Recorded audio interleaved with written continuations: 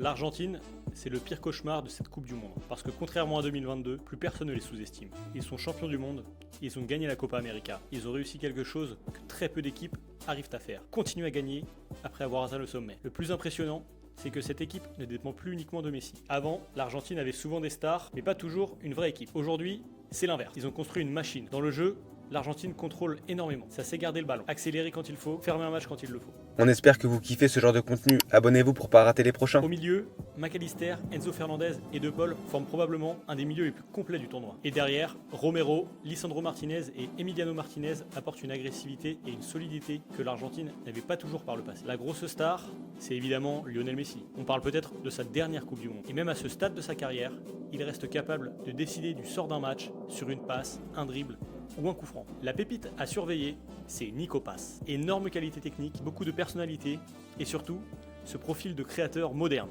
que l'Argentine adore produire. Clairement le genre de joueur qui peut profiter du tournoi pour changer de dimension. Et le vrai facteur X, c'est probablement Julian Alvarez. Parce qu'on parle souvent de Messi, mais si l'Argentine va très loin, il y a de grandes chances que ce soit Julian qui fasse basculer les gros matchs. Pressing, appel, finition, activité. C'est le joueur parfait pour le système de Scaloni. Et il faut aussi surveiller Emi Martinez. Parce qu'en phase finale, avoir un gardien capable de gagner une séance de tir au but à lui tout seul, ça change tout. Si cette équipe arrive dans le dernier carré, personne ne sera surpris. La vraie question n'est pas de savoir si l'Argentine peut gagner la Coupe du Monde, mais plutôt qui peut les en empêcher. Si tu as la réponse, dis-le nous en commentaire.